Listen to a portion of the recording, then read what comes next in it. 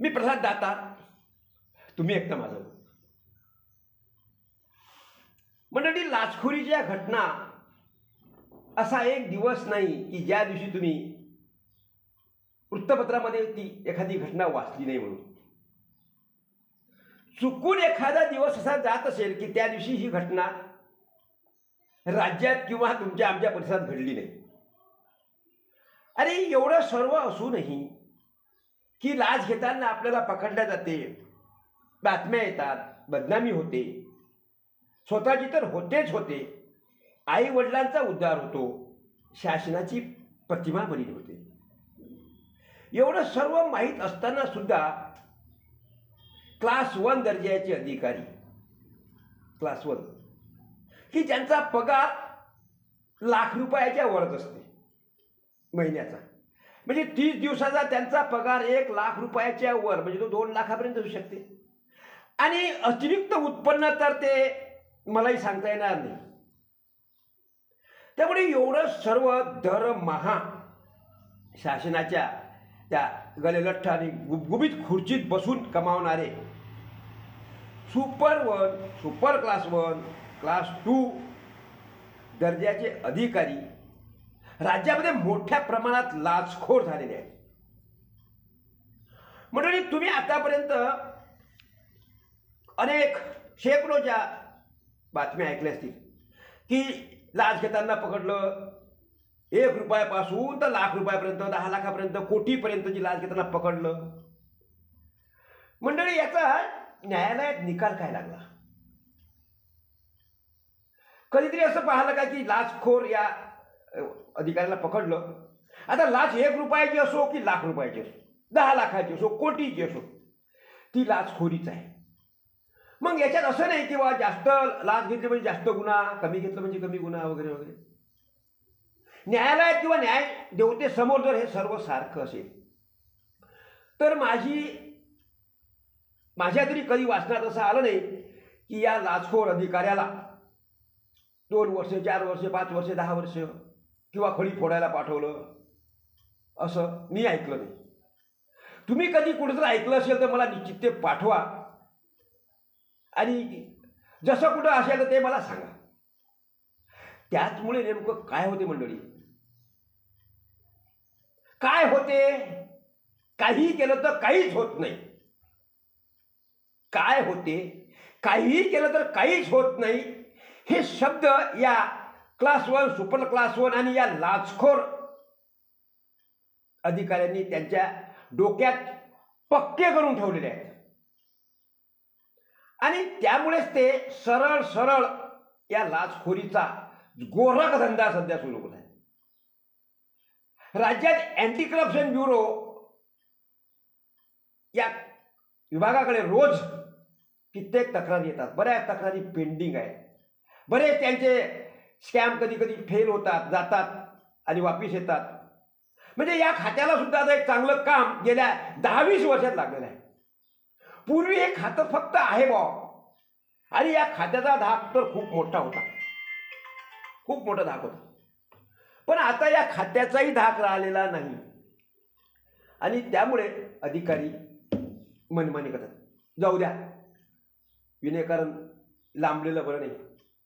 मला सांगायचं आहे मंडळी की बुलढाणा जिल्ह्यातील मोताळा या गावचे एक तहसीलदार, या तहसीलचे एक तहसीलदार हेमंत पाटील हे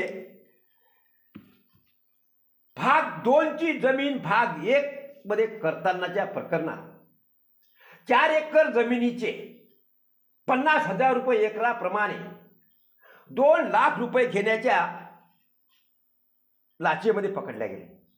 मंडळी, लाच कार्यालयात नाही घेतली, हॉटेलमध्ये नाही घेतली, इतरत्र कुठंच नाही घेतली. रविवारचा दिवस डायरेक्ट ज्याचं काम आहे त्या तक्रारकर्त्याला घरी बोलवून घेतलं, बंगल्यावर बोलवून घेतलं. घरी म्हणजे अर्थात तसं त्यांनी मोताळ्याला राहायला पाहिजे मुख्यालय, पण मुख्यालय काय, मुख्यालयापासून 15-20 किलोमीटर बुलढाणा शहर आहे, जिल्ह्याचं गाव आहे. त्यामुळे तिथं भाड्याच्या खोलीत कदाचित हे महाशय राहत असतील, आणि मग तिथं बोलवून घेतलं. आणि तिथं हे मामे भाचे तक्रार करते त्या ठिकाणी गेले, आणि त्यांनी मग ते लाचेची रक्कम पंचासमक्ष या अधिकाऱ्याला दिली.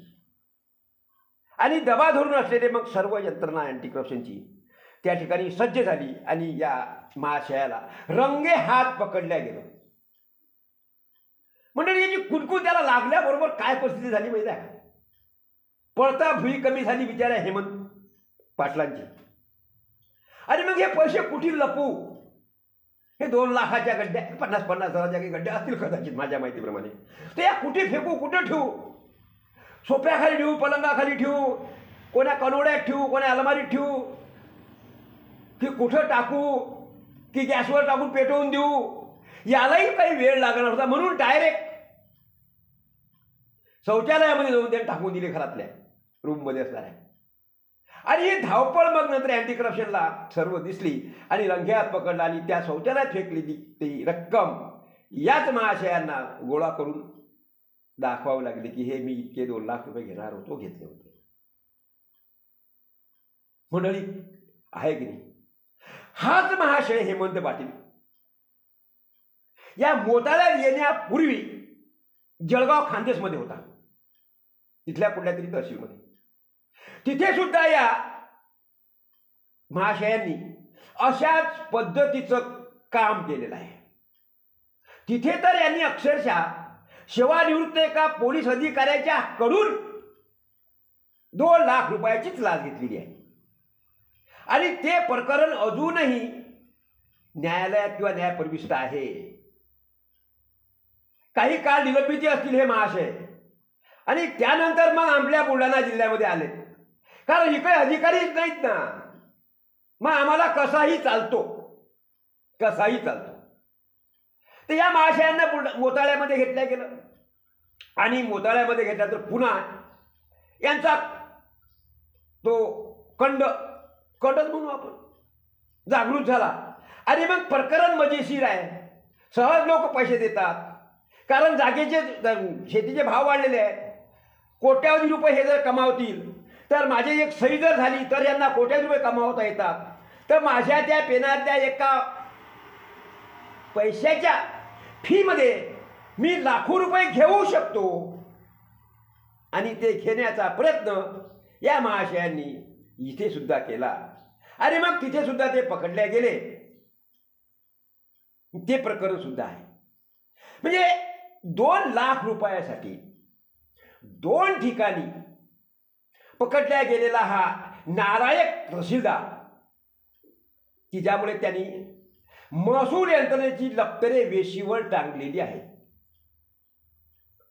जिल्हाधिकारी कार्यालयापासून माझ्या माहितीप्रमाणे 15 ते 20 किलोमीटरवर असणारं एक तहसील,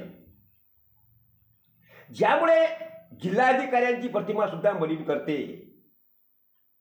बुलढाणा शहरात, जिल्ह्याच्या शहरात भाड्याने खोली घेऊन राहणारे हे अधिकारी